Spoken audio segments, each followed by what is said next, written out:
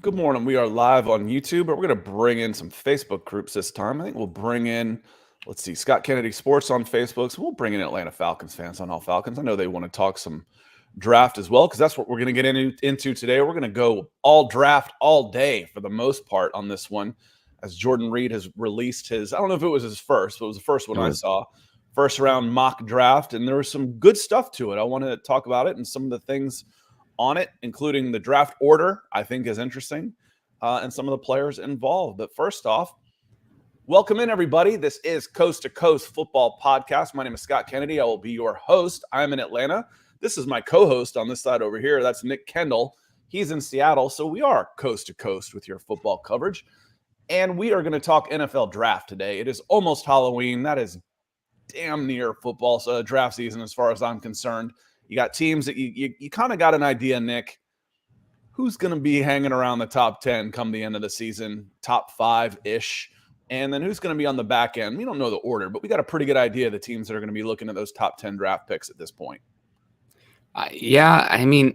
There are 19 teams in the NFL that have 3 wins or less. So there is still a lot of jostling that can happen. I mean, you have the Vikings at 3-4 are a wild card team right now, just kind of showing there's so much, I guess there is so much parity because there's so much 2 and 3 win teams. So we'll see a lot how it'll shake out still. But I can say it's like almost for certain, the Panthers picking top 5, probably the Cardinals picking top 5. Well, if Kyler Murray comes back, who knows what that looks like. So it's still anyone's ball game as far as the top 5 and top 10 go, in my opinion.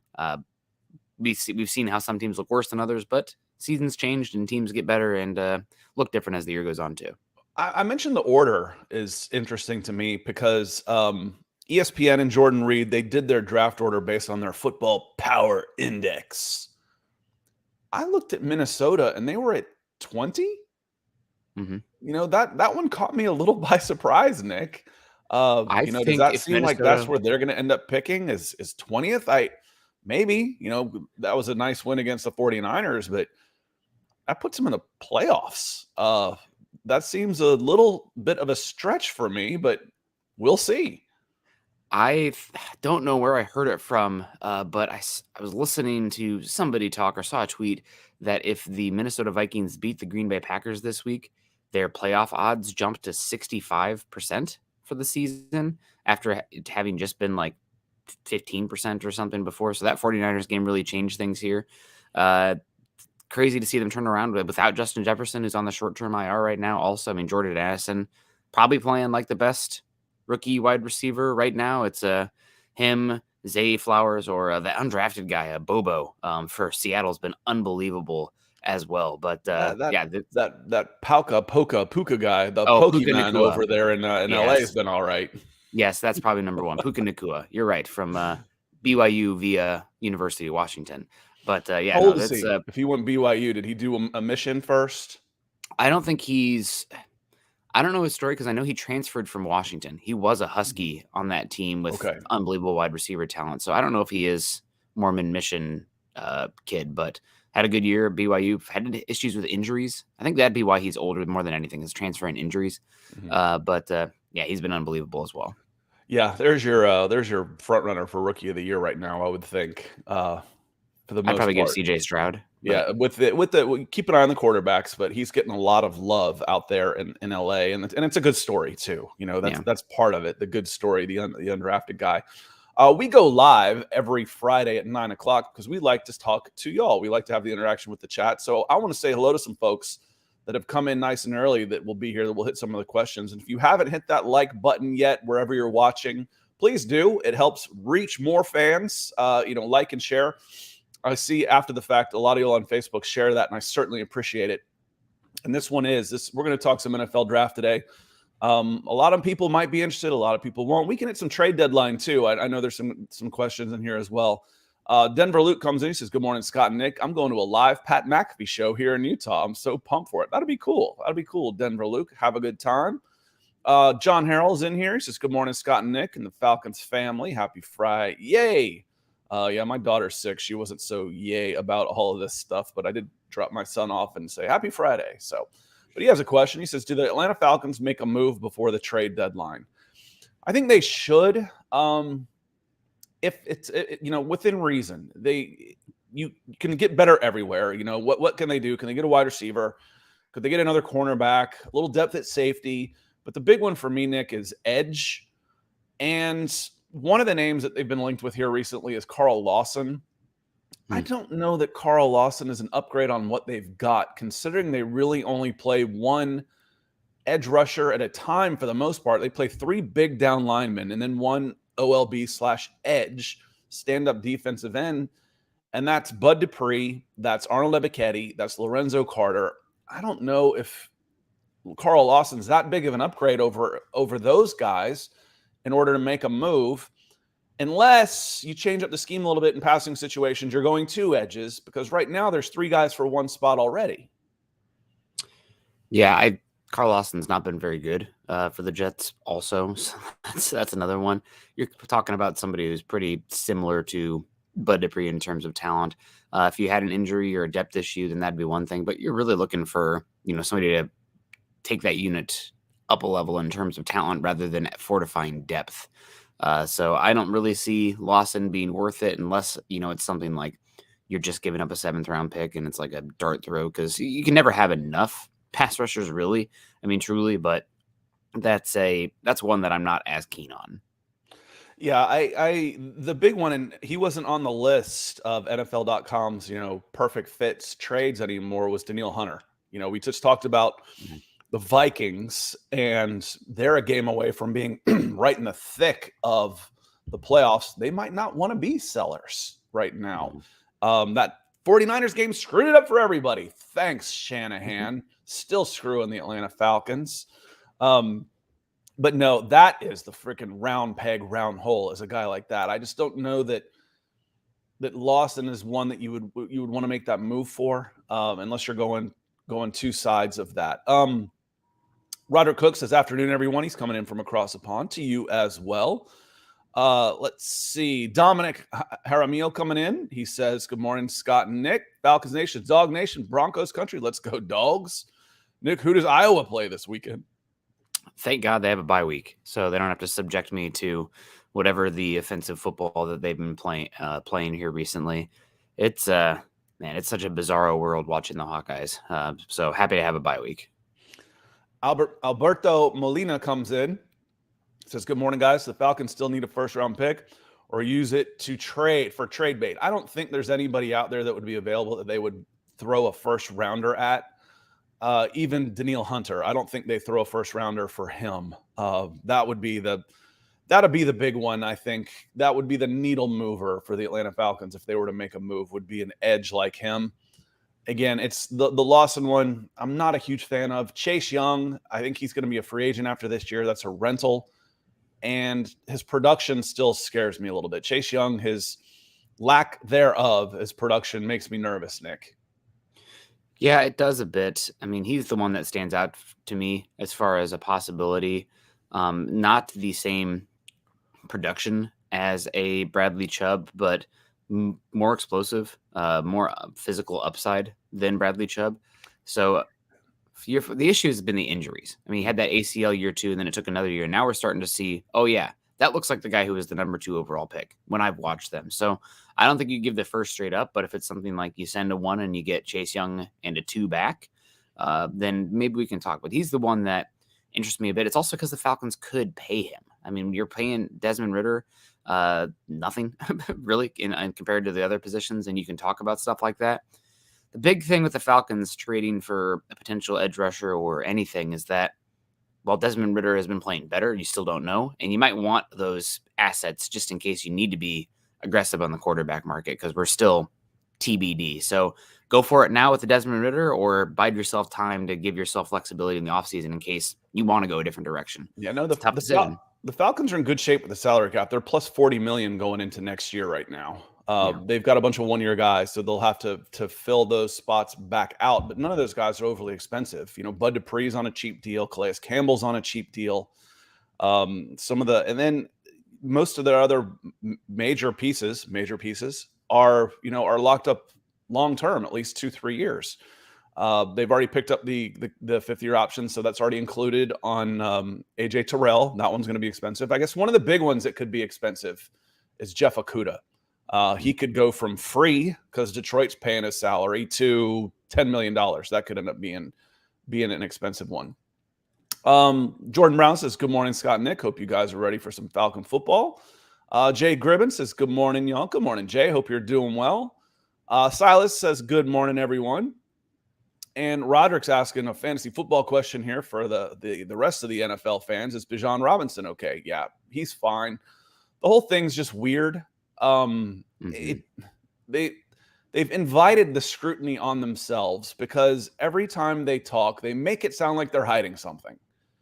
Oh, he had headaches or something. And what I've said is I don't think anybody wanted to use the word concussion, because every time you say concussion, you miss like 2 weeks. There's been very few players that have come back after 1 week, but says, oh, he had some headaches, but okay, then why did he play at all? In the last snap of the game, he's in there. It's just weird. And Bijan came out and said he was fine. He goes, I know it turned into a big deal, so I'm not going to say anything more about it. It's just strange, Nick. I don't know how much you've been following that one, but he came in, he wasn't feeling great. Thought he could help us at the end. Should be much better now. But every single time they talk, it looks like they're hiding something, and that's just inviting more scrutiny. Yeah, it's bizarre. They should just say less. I think Nick may have frozen up. We'll see if he catches back up here, but we can finish up on think they should have just said less on that one. Raymond Collins, he says, good morning, Scott and Nick. Good morning, everybody. I'm going to boot Nick and let him know that he's out and he can come back in here. Good morning, Raymond. Hope you're doing well. And Nando coming in. Good to see you. He says, good morning, Scott and Nick as well. Anthony Evans, good to see you. We've only got 4 likes so far on Facebook, and I know there's more people watching that. So hit that like button for me. It really helps. And Jordan Brown says Jeff Okudah should only ask for a 3-year deal. Too many peaks and valleys. We'll see what he can. I think he can end up getting a 10. I think he can end up getting into the 8 to 10 million range. Speaking of Jeff Okudah, I think the way he's playing, if he finishes the season, I think he can get into the neighborhood of 8 to 10 million a year on a 2-3-year deal. Call it a 3-year deal for 30 million with 18 guaranteed. That basically puts your salary cap within reason and ends up being a 2-year, $9 million deal with a 3rd-year option. Would make some sense to me. Yeah, it definitely makes some sense. I still want to see more from him. I think he might get a bigger 1-year deal, still hunting for another one still. It just kind of feels like he's falling into that range of cornerback where he might end up being a mercenary and would need a really standout season before getting that multi-year guaranteed one, which I don't know if he's been to that level yet for the Falcons. Now we still have half a season to go, so we'll see how that plays out. But, a 1-year, $10 million kind of dollar contract or $12 million, kind of that almost like a Bradley Roby type at this point, the way I see him, just kind of bouncing around. But he's been pretty good. Can he stay healthy? Can he continue to play well down the stretch? So I don't know. Are you at the point where you'd be excited to bring him back, or is he just one of the many options that are, grab bag? I'm excited the way he's playing right now. I'm not there yet. He's only been back like 2 or 3 games. So if he plays at this level for the next 10, now we're talking. So he's got time to earn that. He's not there yet. That's the way I see it. It's too small. We use the phrase all the time, too small of a sample size. But he says he's comfortable in Atlanta and playing like it. Was banged up a little bit in the preseason, missed the first couple of games. He's back and playing well. He could get a significant, and he will get a significant bump, especially compared to what the Falcons are paying him. They're not paying him anything. The Lions picked up the vast majority of his salary when they trade him that 5th round pick. Let's move on here. And in Raymond's talking about Chase Young, I'd be real interested, Commanders fans, if there's any in here, or if any of you watch after the fact, what would you think would be fair value for Chase Young for this season, considering his 5th-year option's not picked up? I believe he's a free agent at the end of the year. If someone said, we'll send you a 3rd, would you jump all over it? Is that not enough for the rest of the year? I'm interested in what you think on this, because his injury history, for me, does make me nervous about sending him any kind of, premium capital, whether it be money that he would be looking for, or draft picks, just for the, again, 4 years in the league, the lack of production, whether it's injuries or not, back of the baseball card, you are who you are. Does he have that breakout season in year 5? Because that's what you're banking on if you trade for this guy. So makes me a little nervous. Yeah, very talented though. The flashes are still there. Looks like it could be a number one, which I don't know if anybody has the physical capability to be that on this Falcons team right now from the edge spot. And where the Falcons are going to be picking, I don't know if you have a chance to get that guy as well. So that might be your chance to go get that, but it's not only giving up the draft pick, it's then the contract on top of it. Right. So you have to weigh the options. And the elephant in the room is the quarterback position and giving yourself an avenue to add to that spot. Like if, let's say, Desmond Ridder nosedives down the stretch here and you have a chance to go get Kirk Cousins with the way that he has looked on tape, I mean, I would consider that. And that takes no draft picks. That's just money. But, that would be, I think having your options open is probably something that is keeping the Falcons from going all in right now. Yeah, I feel like they're in a really good spot for, if the frickin' Saints can bring in Derek Carr and give him all that money, the Falcons can do it when they're plus 40 on the good side of the ledger right now. So Yeah. I don't think it would be the money as opposed to what are we getting? What are we getting in Chase Young? I know what I'm getting in Danielle Hunter. I know.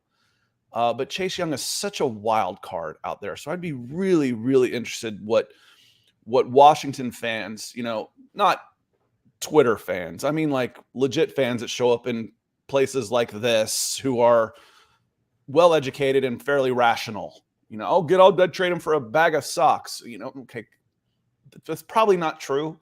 That doesn't count. But a rational Commanders fan, what would you think on this? Anthony Manzano comes in. Manzano, he wants to talk some Dolphins. He says, what safeties and corners prospects in the 2024 fit the Vic Fangio system that the Dolphins run? And you know how I feel about systems, Nick, when it comes to first-round draft picks. Yeah, that you do want them to be able to be a tad system independent, but there are, still fits that make sense for some guys.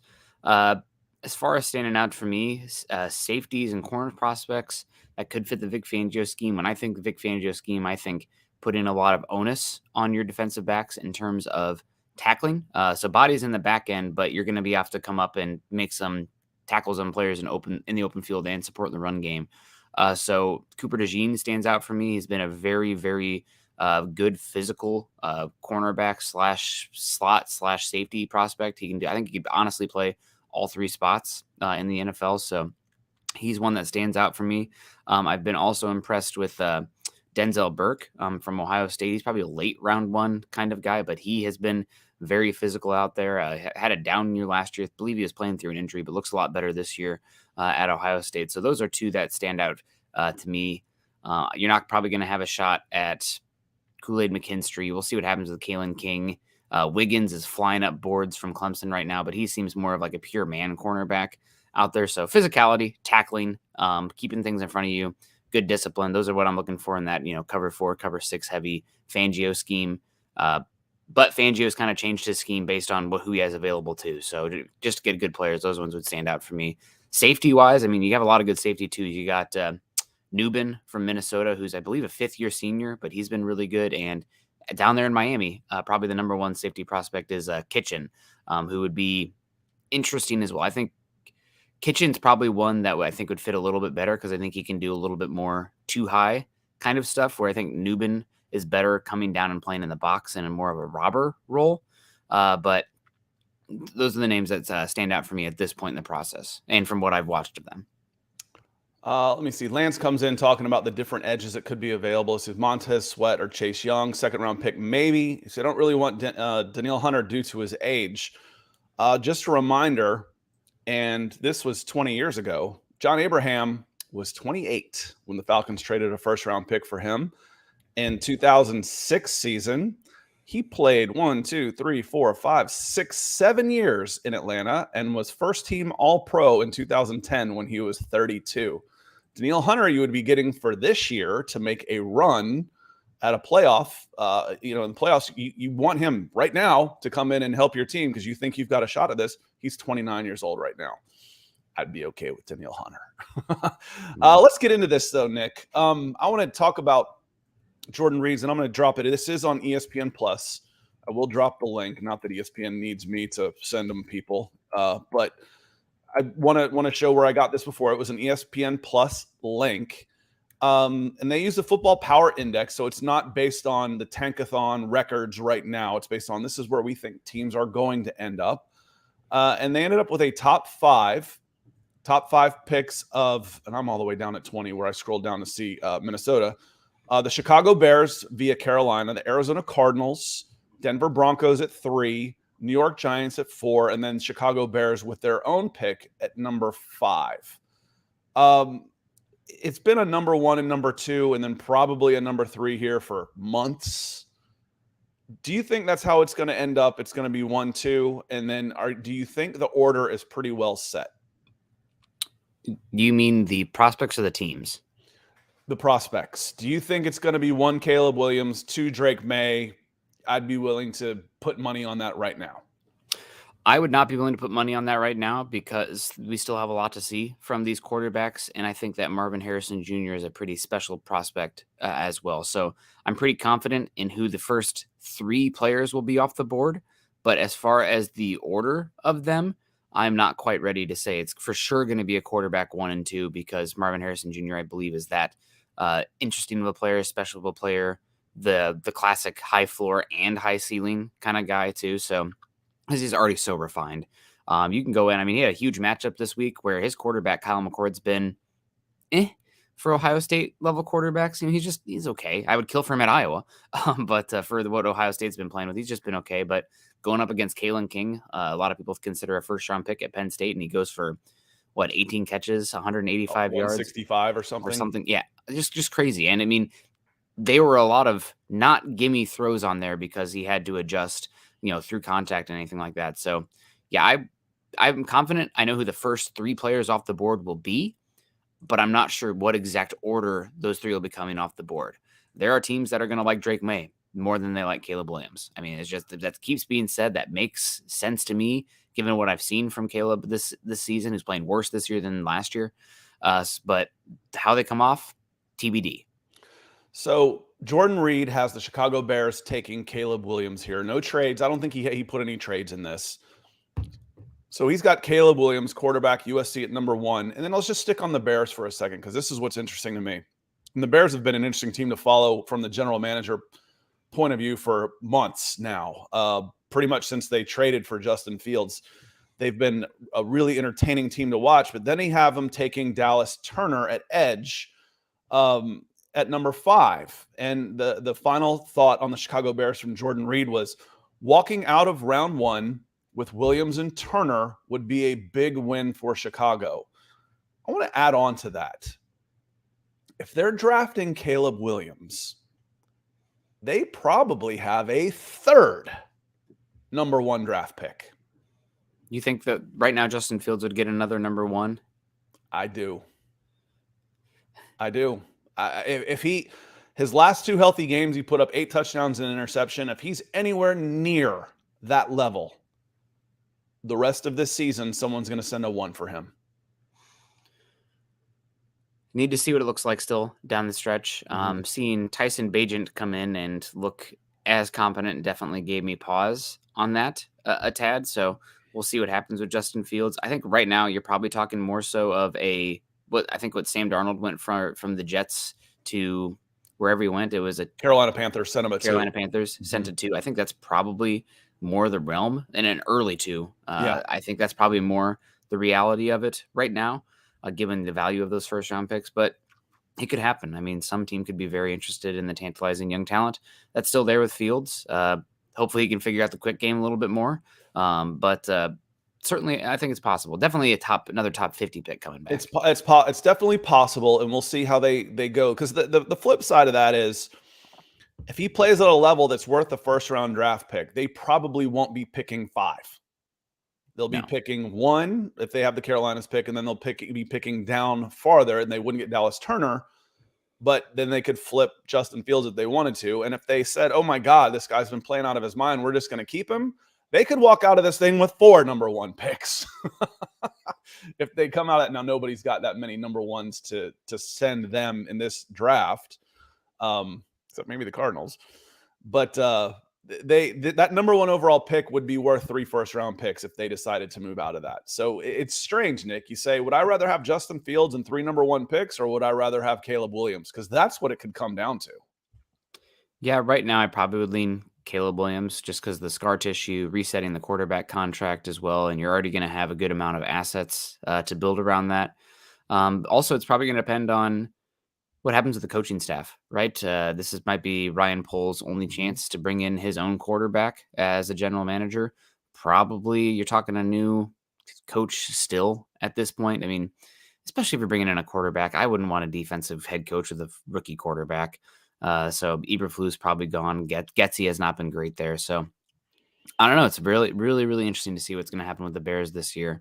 Are we pretty much just saying foregone conclusion at this point that the Panthers are going to have the first pick, or do we still believe in the Cardinals? The Panthers right now essentially have a 1.5 game lead over the Cardinals because the strength of schedule is massive. The Cardinals have a crazy hard strength of schedule. I think the Cardinals are right there, and then I think they're still in it for sure. Good morning to Joe Cannon coming in on Facebook, and thank you for everybody adhering to that call to action.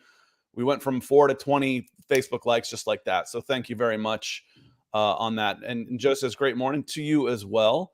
Going back to your question about the Cardinals, because that becomes really, really interesting, Nick.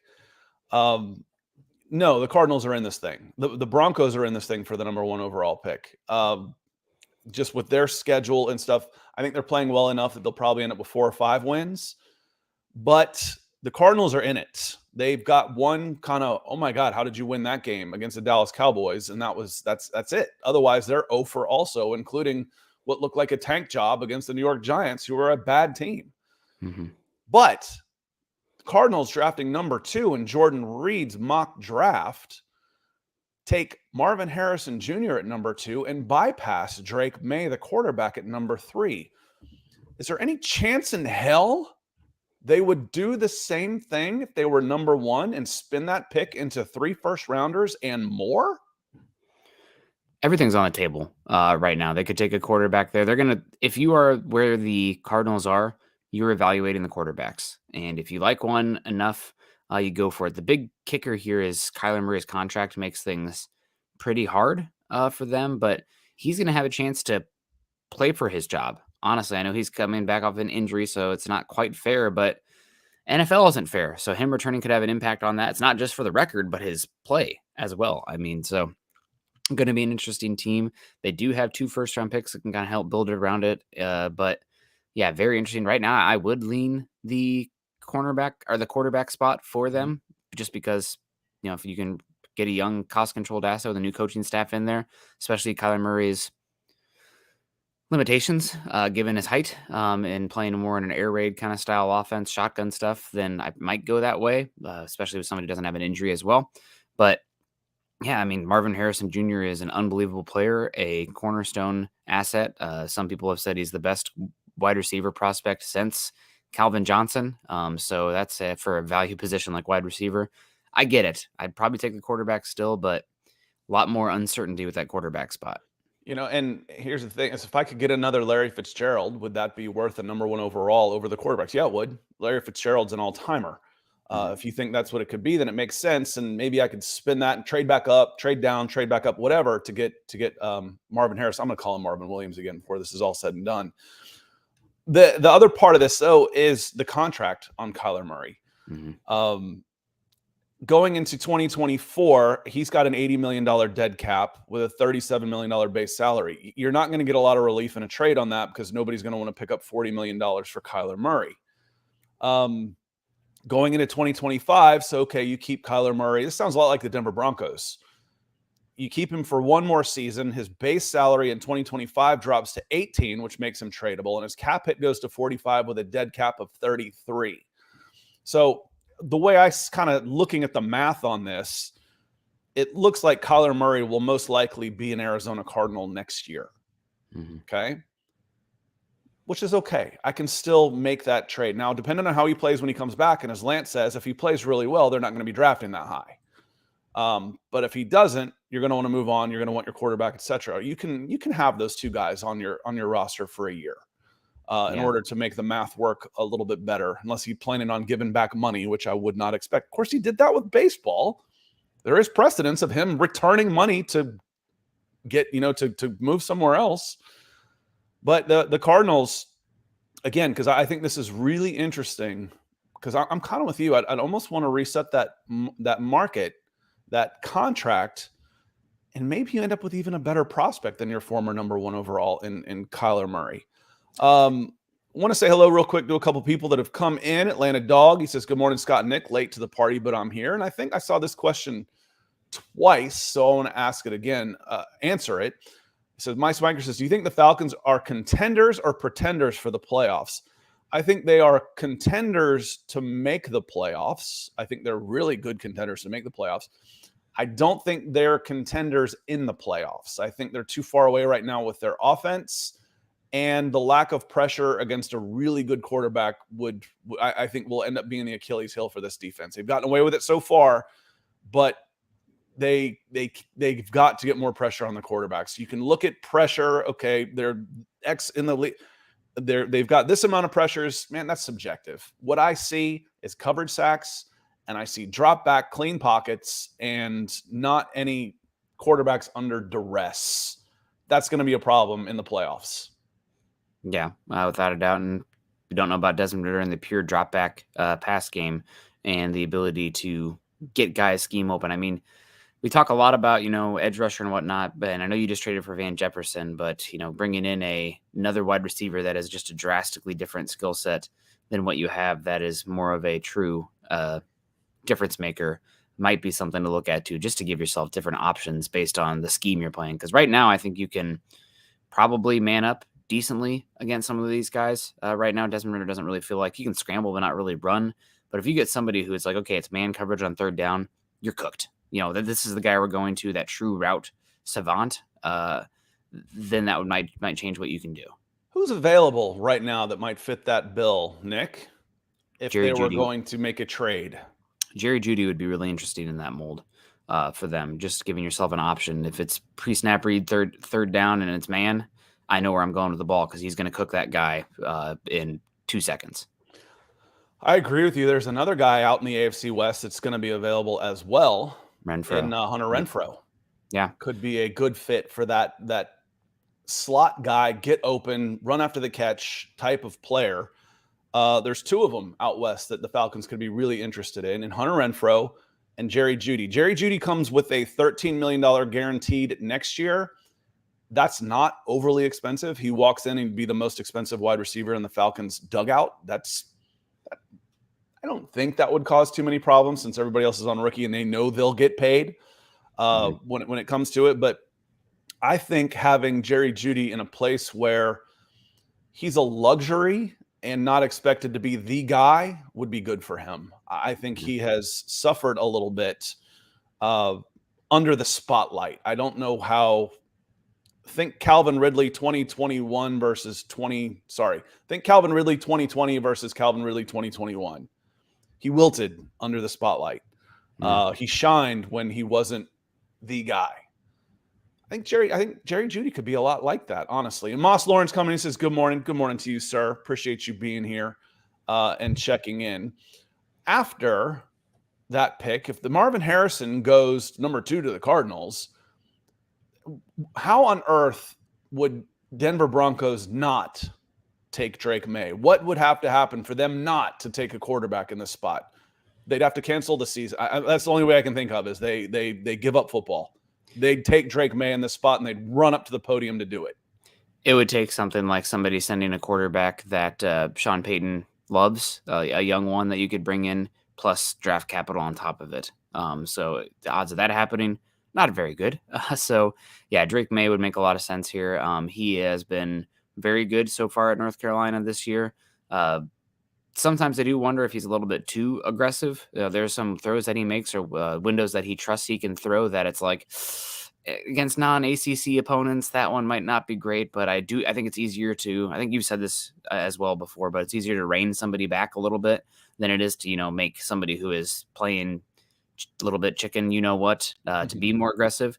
He's looking for big plays, and I appreciate that in his ability.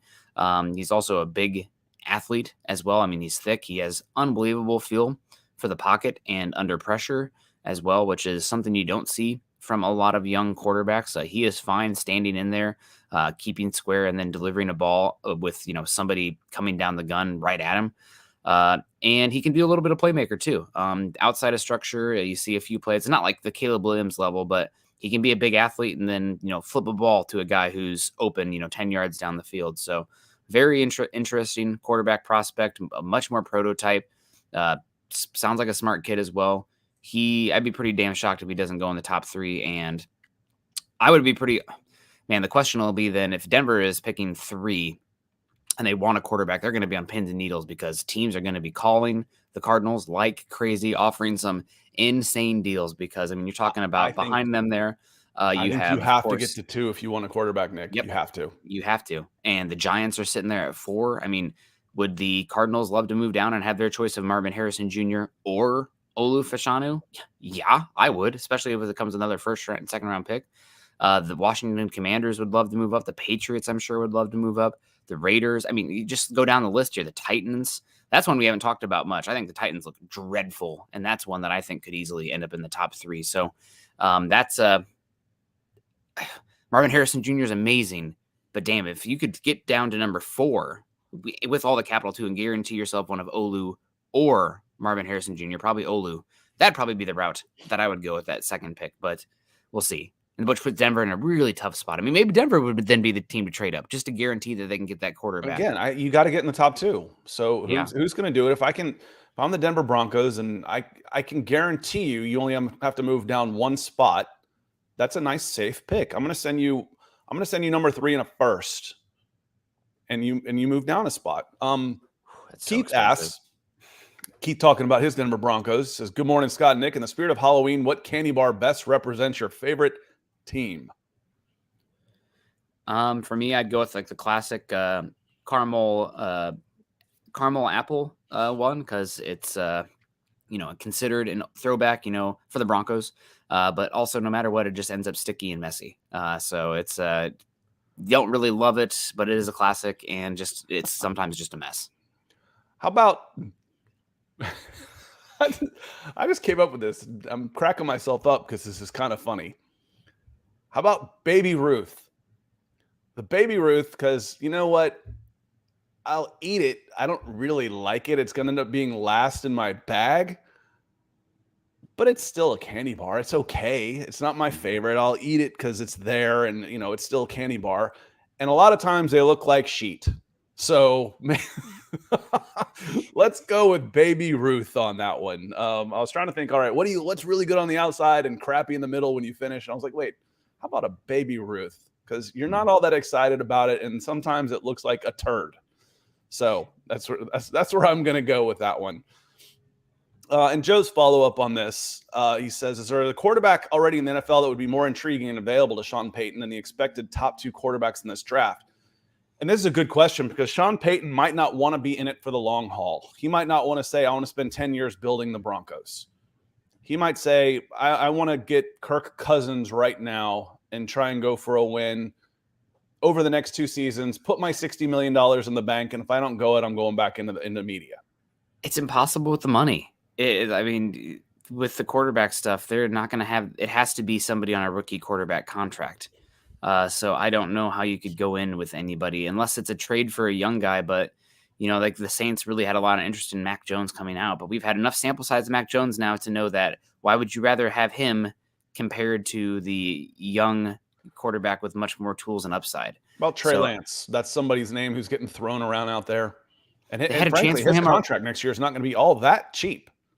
But they already had a chance for him. The question is, who would be more intriguing than the top 2 quarterbacks? Nobody's going to be more intriguing than the top 2 quarterbacks that are what feasible or any reality available. Trey Lance carries actually it's his base salary is only $1 million next year with a $5 million roster bonus. in 2024, and then he's a free agent. So the new team that would get him, it wouldn't cost him hardly anything. Yeah, but more intriguing? No. Yeah, I agree with you as far as who would you rather have? No. Because you need a proven guy. It wouldn't be it'd be hard to do a veteran because of the money. And there isn't going to be a young quarterback out there that has proven enough that you'd want them over the two guys you could get in the draft. I agree with you on this. And Joe asked, where would Michael Penix be drafted? Where do you think he's going to go in this? He's going to be I think he'll probably be a day 2. I could see him sneak into the back of the first round, but he is older. He's had 2 serious injuries, and he's playing in a pretty wide open offense against Pac-12 defenses, which Oregon's pretty damn good, but not SEC or Big Ten caliber defenses out there. And also, I think his accuracy is a little bit scattershot sometimes. I feel like he gets a little bit bailed out sometimes by their trio of unbelievable wide receivers in Polk, McMillan, and Odunzie. So I think he's probably more of a day 2 guy, which is not bad by any means. I mean, that's still a good quarterback. I'm curious to see how it plays out for this quarterback 3 race. That might be an episode unto itself coming up here, Scott.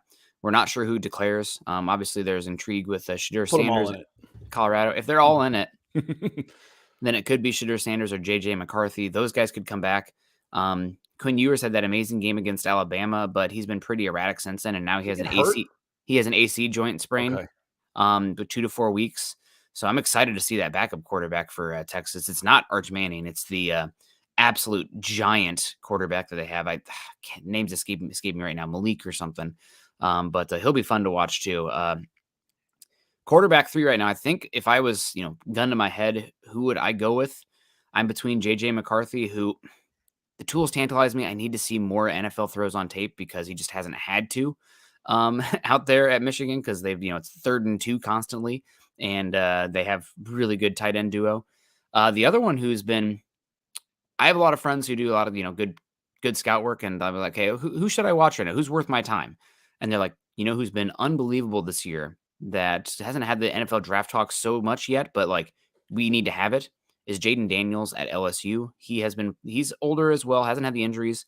But man, he has been awesome this year at LSU. If LSU even had an average defense to their standard, we'd be talking about a championship contender team. I think that's how good that LSU offense has been with Daniels. Again, somebody who has been staring down the gun of pressure and delivering touch and balls to throw guys open. An underrated athlete. I mean, he's a weapon in the run game. He's weird to watch because he is so skinny. Now, granted, he has gone from like 185 to 205 from Arizona State to LSU. So like 20 pounds, that helps. Even though he is still skinny and small, that helps. But Daniels is one I think we got to keep an eye and ear out for as well, because his tape has been very good this season at LSU. And worth watching. For what it's worth, the mock draft we're looking at is ESPN's Jordan Reid. He has a quarterback big board as well. And he's got number 1, Caleb Williams, number 2, Drake May, number 3, projected round 1, number 4, JJ McCarthy, projected. You didn't say who number 3 was. Number 3 was Quinn Ewers. I'm sorry. Okay. If I didn't say that, I just read it and went on right on by it. Yeah. Number 4, JJ McCarthy of Michigan, late round 1, early day 2. Number 5, Shadur Sanders, early day 2 out of Colorado. Number 6, Michael Penix, mid to late day 2. So you're talking 60 to 70 range. Number 7, Riley Leonard, Duke, mid to late day 2. And number 8, Spencer Rattler. Now there's a redemption story for you right there. Rattler's looked pretty good down in South Carolina for a guy who was going to get code redded by his own teammates for a while. He's humbled some and turned it around and could have a future, because he looked like he was going to be done, and he's been playing pretty well down in South Carolina. Yeah. Want to move on here a little bit. I got to talk about this with Anthony Evans, though. Talking about the candy bars. He says, for the Falcons, a Snickers. A bit nutty sometimes, but still good. The problem with that one, Anthony, what is Snickers' tagline? Snickers, it really satisfies. Have you ever had that feeling from your Atlanta Falcons? Never. I'll tell you that. Never. They've never satisfied. So I know. I'm just teasing. Let's move on to number 4. I think this one becomes a pretty easy pick. I know you feel like there's a legit top 4 in this draft. I think this is more of an indication on the New York Giants and Evan Neal, where they took him, that they're already talking about Fasciano, the offensive tackle at Penn State, and kicking Neal inside because he's been so poor. Yeah, just has not had the foot speed on the boundary to deal with some of those guys. It's going to be weird at him at guard because what is he, 6'8"? So that kind of limits the quarterbacks you could have, like Russell Wilson, out of the picture for the Giants if you are playing a 6'8" guard out there. Although they had a big guard in Seattle for a bit, but I dig our 6'6" center. But yeah, Olu Fashanu is an unbelievable player. You add him to Andrew Thomas, that would be a pretty awesome pillars there on the offensive line, and Evan Neal on the inside where you can protect him a little bit, play more in a phone booth.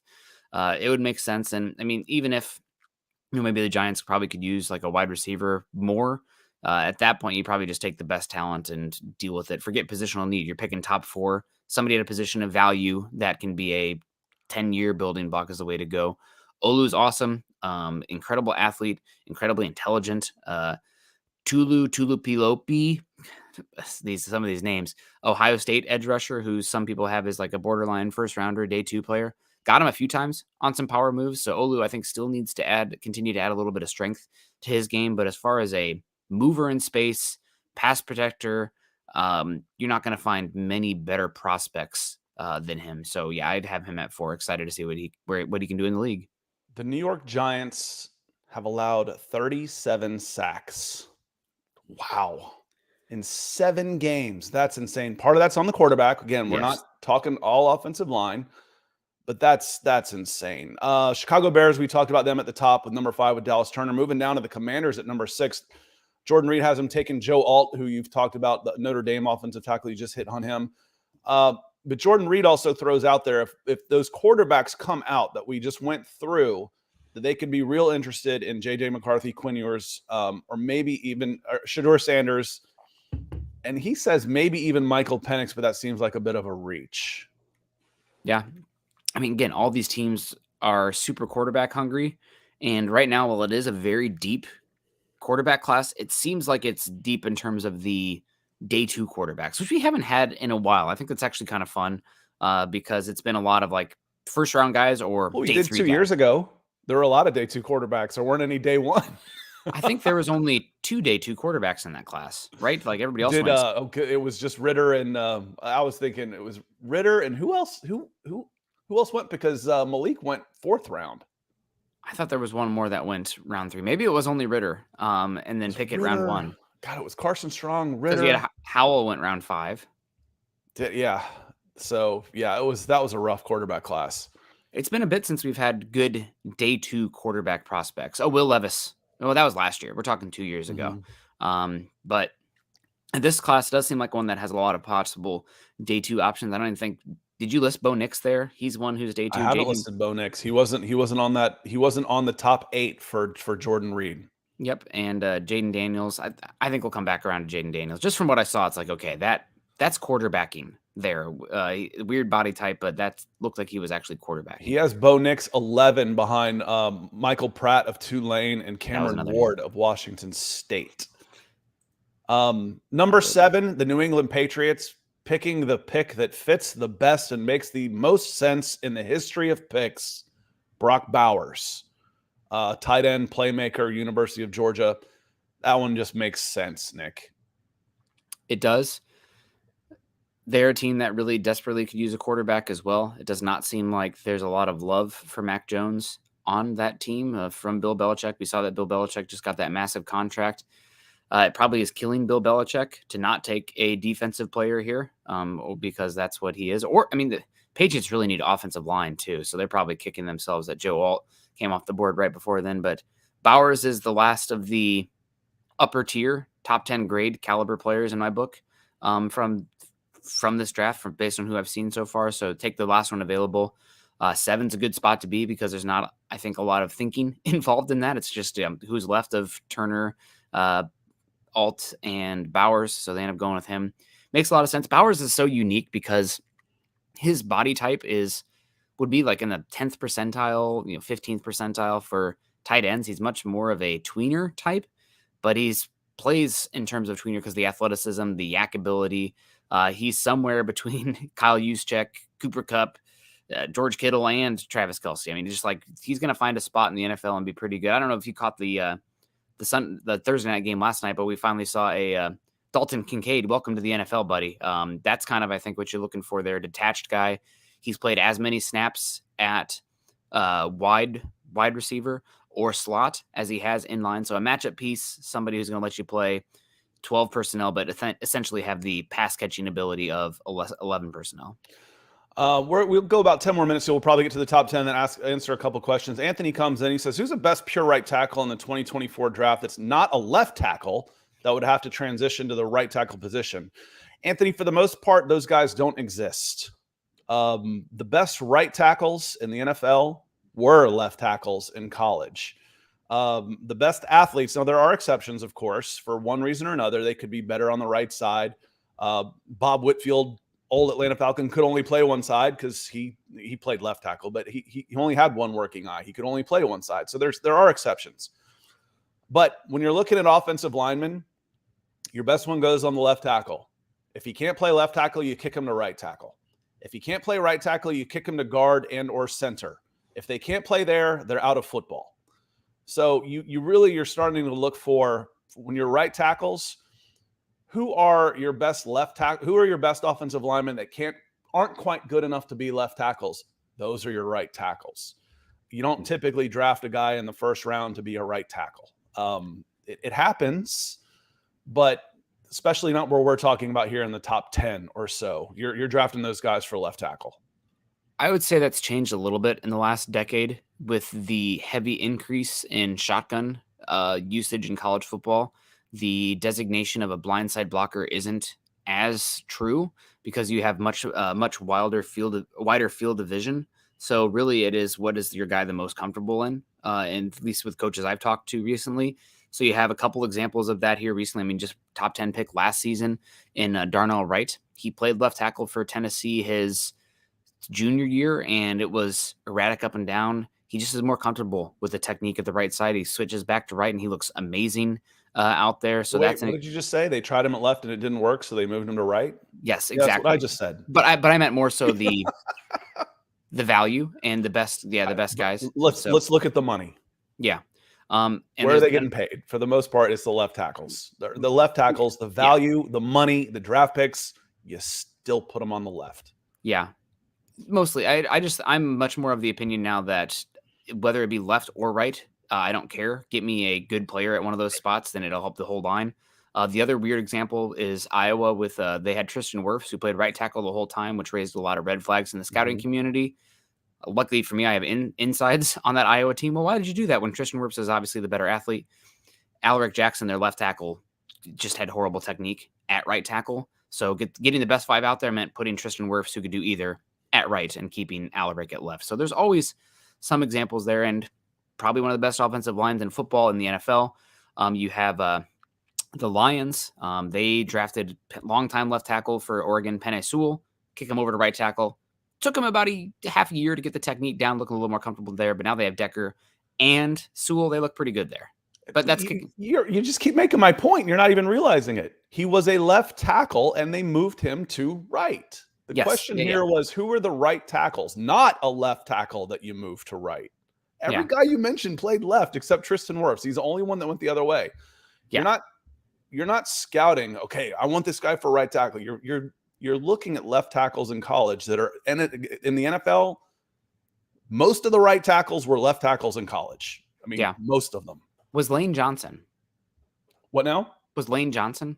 I think he played right at Oklahoma. I'm sure like I said, there's exceptions, but on 32 of them, out of 32 teams, if there's not rookie contracts involved, the left tackle is paid more than the right tackle, and the right tackle was a left tackle in college. Yeah, I agree. I think my point more so about Darnell Wright was that his tape at left tackle was not first round worthy, but it was at right, and screw it. He's going to play right at the NFL. That's fine. It's enough of a value position now that I wouldn't be worried about it. And there are some right tackles in the upcoming class that, I see a Dolphins fan asking here, might be worth following. Somebody that has impressed me a lot. I'm starting to hear some draft hype from him, but the bigger side has not really caught up to him yet. Talisi Fuaga from Oregon State. He's a hulk of a man, 6'6", 340.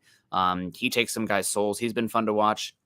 And then there's also this is going to be a harder one to evaluate, but Amarius Mims, a right tackle from Georgia. He had, I believe it was tightrope surgery this year. So he's missed a lot of time. He's very raw, but like sometimes, I mean, Scott, it's kind of like one of those things where he'd have been off the bus and you're like, yep, that's a 5-star prospect because of just the look movement. test. Yes. I mean, the movement skills at the body size, it's like, holy bleep. That is unbelievable. So those are two I'd keep an ear out for if you're looking right tackles in the first round. I want to clear the top 10. Then I want to talk a little Falcons Vikings to finish the show here. Mm-hmm. Raiders go Kool-Aid McKinstry, cornerback at number 8. Green Bay Packers, another offensive lineman. That's the third offensive tackle, J.C. Latham at Alabama. And then Tennessee Titans, Nate Wiggins, cornerback there. As we go down to 19 and 20, again, I already mentioned I thought 20 seemed a little odd for me for the Minnesota Vikings, but that means they're going to go on a run if they're going to finish 20. They have Braylon Trice going to the Falcons at 19 out of Washington over Leatu Latu out of UCLA. And I know, and even Jordan Reid admits, I like Latu better, but the medicals scare me. Scare me enough to scare me off. If they're willing to take him at 20, why wouldn't you take him at 19 if he's a better prospect? The Falcons are in a position where they can take that risk now. They can be a little riskier. They can miss on a first-round pick and still be okay. Man, I want Latu more than Trice in that pick at 19. I don't think he's going to be there. I don't think he'll be there at 19. It's going to really depend on the medicals. I wouldn't be surprised if he's off half the team's boards with the then neck injury. He doesn't need to go at 20. Yeah. So it just takes one team, though, right? Mm-hmm. So like he could be off 9 teams board in the top 10, and one team likes him and they take him. I think Latu would be awesome. You talk about that more of a 3-down lineman with 1 stand-up edge. Latu is probably more of your classic 7 technique, 4-3 defensive end body type. So if you're looking to have that size, length, power rusher with a little bit more of a bendable, flexible guy on the other side, he'd probably fill that role. It probably would be a indictment of Zach Harrison. That kind of selection would be for that role, which at least how I first saw him there, playing that Cam Jordan kind of role in the defense. But yeah, good player. It's gonna be a fun one this week, Scott. I know that I've kind of really started to indoctrinate you in some of the advanced stats with the EPA and stuff. But this week in college football, we have the number 1 EPA per play defense against the number 2 EPA per play defense in college football with Utah playing UCLA. So that'll be a heck of a fun matchup there. You're telling me that the top 2 defenses are in the Pac-12? Okay, so we can go in a whole wormhole on this. The EPA per play says that. Obviously, they're not the most talented because these styles of play in the conferences are not homogenous like the NFL, where you can actually do that. Just they play different. You can't play every single team to have that more normalized. But they've been the point is they've been really good defenses so far this season. Yeah, even if you say in the Pac-12, the top 2 defenses in the Pac-12 are going to be facing each other. So what's that mean? What does that mean? It's going to be low scoring. I'm more interested in the number 1 offense against the number 1 defense than the number 1 and 2 defense being out there. It's fun to see though, the talent out there. And maybe I'm a little bit of a Utah homer, I guess. I don't know. But I mean, I think Utah, the way they play football, they can line. I mean, we saw what they did to Florida week 1. They beat the I think most of us can root for Utah because they're an underdog every time. You think of them as being an underdog. They're undermanned, they're under-recruited, and they go out and win. Those are the kind of things that football fans like to see. We root for teams like that. They are C football. Gonzaga, when Gonzaga was coming out of nowhere, who wasn't rooting for Gonzaga? Now they're a blue blood. Now they're a big time program, but they weren't always like that. No, but should be a fun one this week. Latu going to be fun. UCLA has been one of the better pressure teams in football, so they've done a pretty good job out there. I mean, you're talking about Big Ten defense, right? UCLA, but yeah, it's Latu probably would be my number 2 edge rusher right now if you force me to rank them based on what I've seen. But the injury stuff is scary.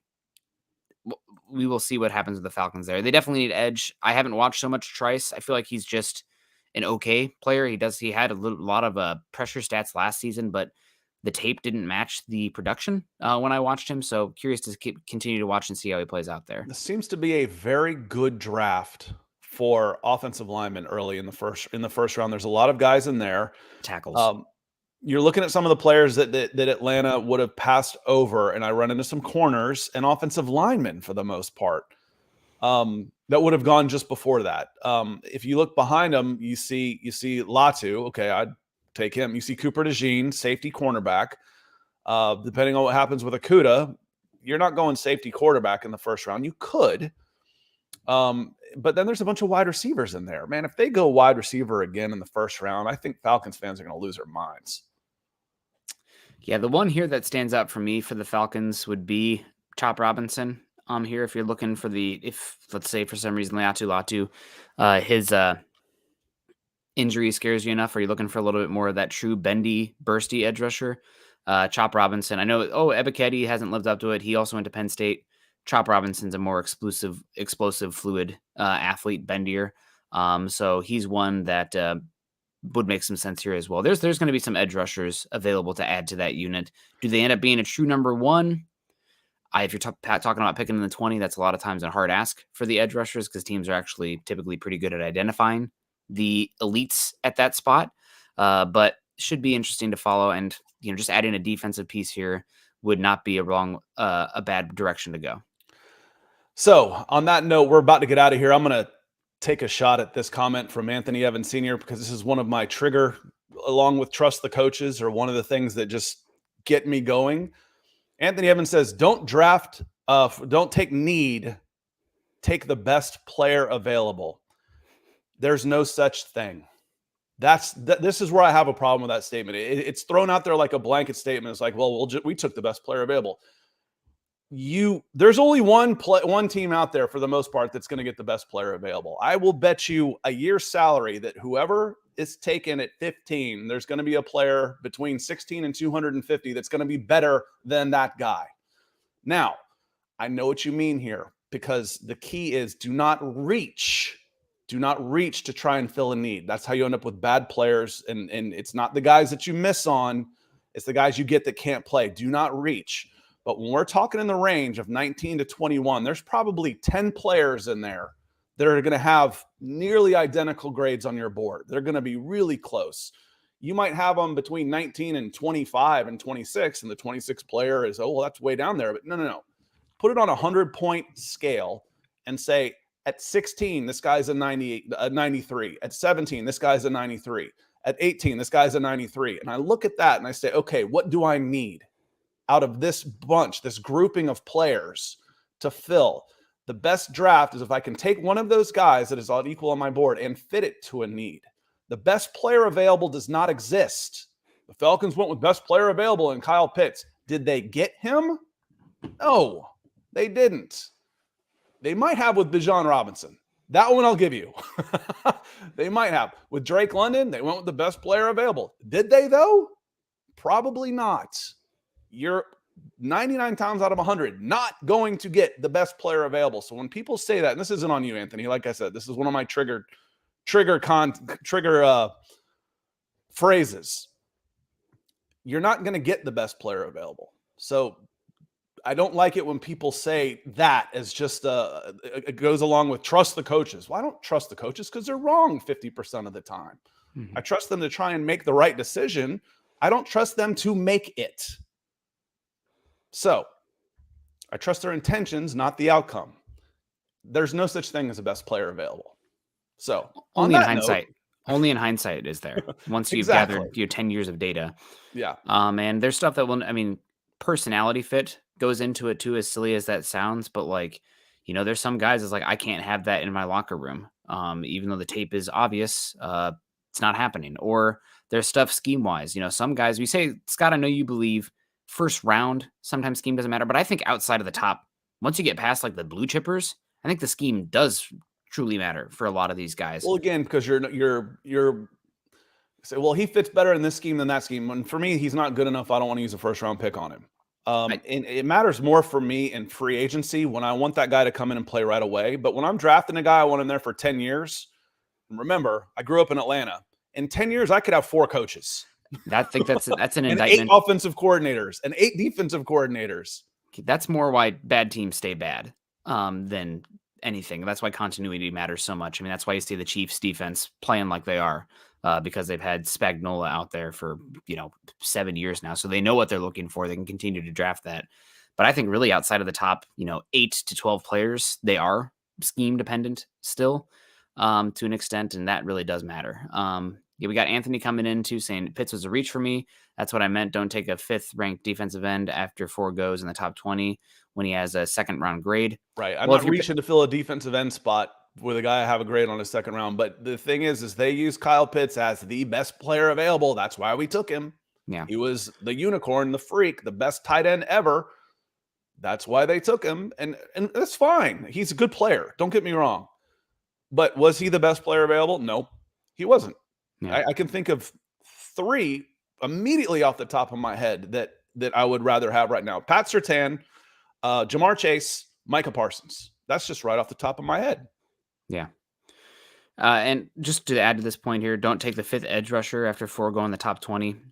And the next one has the 2nd round grade. Well, odds are if you're picking at 20, you're probably taking somebody with a 2nd round grade in general, because typically we know what Anthony means on this. Yeah. But I'm going to add a little bit of knowledge base here, because why do we take somebody with a 2nd round grade? Well, teams typically only have 18 to 22 first round grades in a given He's saying game. I've got him ranked on my board between 35 and 65. Yeah. I don't want to draft number 50 when I'm at number 20 on my board. Yes, I agree with that.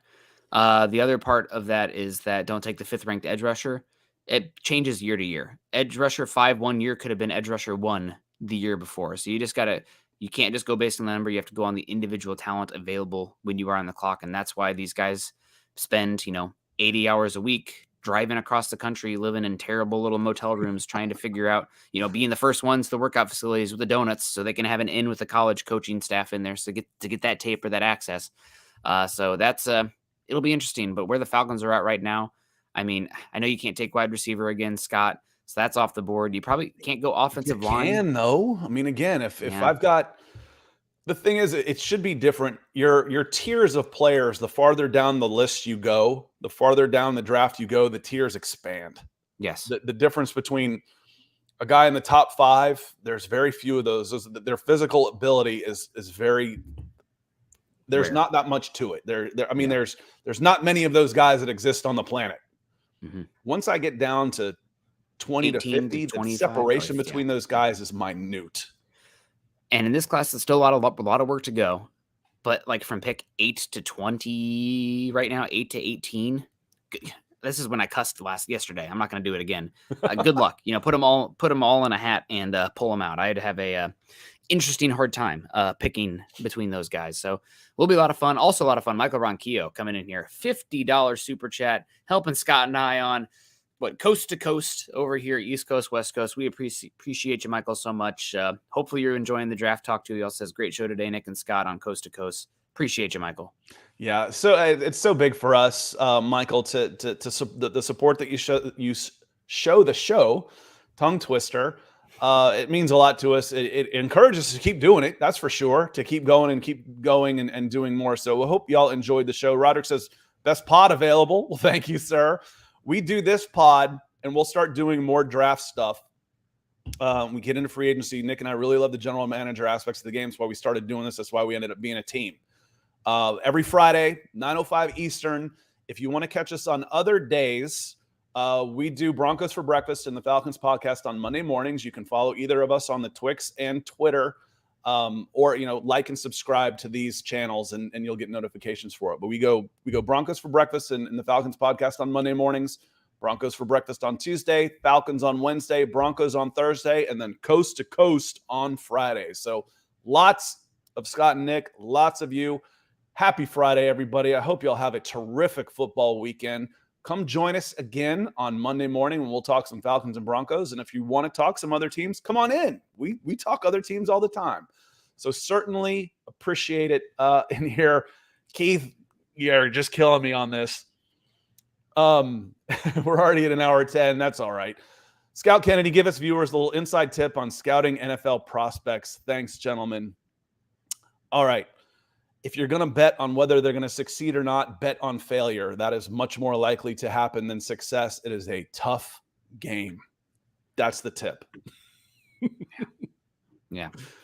definitely a tough game. Real quick before we get on out of here, shout out to Jordan Reid again, ESPN, for providing the draft content. He went through the top 10, just top 11, 20. Keon Coleman of the Colts, wide receiver, Florida State at 11-12. Jared Verse, somebody the Falcons maybe would have taken last year if he had come out. He's been a little bit lesser this year, going 12 to the Buccaneers, edge rusher, Florida State. Rome Adunzie, Cincinnati, 13 from wide receiver from Washington. Amarius Mims, talked about him already, 14 going to the Jets, offensive tackle, Georgia. 15 Saints, Malik Neighbors, wide receiver, LSU, going 15 overall there. You got Johnny Newton, somebody we've talked about, Scott, going 16, defensive tackle from Illinois, going to the Cardinals. 17 Chargers, taking Kalen King, cornerback, Penn State. Patrick Paul, Los Angeles Rams, going 18, the offensive tackle from Houston. And then you mentioned Trice and Latu, 19 and 20. Pretty fun draft. Excited to start. Lots of OL in there. I mean, if we kept going, you have a tackle going again at pick, let me see, 26 to the Bills, 27 to the Cowboys. Kingsley Sumatayi, big offensive tackle from BYU, great athlete. Tyler Guyton, offensive tackle, Oklahoma, going 29. Jordan Morgan, offensive tackle, Arizona, going 30. This is a very good offensive tackle class. And they didn't even mention the Fayatu guy from Oregon State, who I think he's going to end up being a top 20 pick, Scott. I mean, you just watch him. It's like, oh, that power is different. Damn. Yeah. And Keith, inside tip, don't overthink it. That's the one I think, we're getting into the time of year where you start breaking these guys down. Usually your first instinct on a guy is the right one. If you think he's good enough, or if you think he's not good enough, he probably is or isn't. This isn't baseball or basketball with a very skilled game. This is a bigger, faster, stronger game. And if you see them out there, they've got the measurables to do it. They're probably going to be successful on the next level. It's mentality, makeup, effort, attitude, paired with physical ability. It's not overly complicated. And I get a little annoyed sometimes when people try and make it overly complicated, because it's not. It doesn't mean it's easy. There are human beings involved. That said, we're going to get out of here. Thank you so much for everybody joining us today. Thank you, all of y'all who hit the like and share buttons on there. I've seen that happen a lot. We will be back on Monday, so we will see you next week. Everybody have a fantastic football weekend. See y'all later. Peace.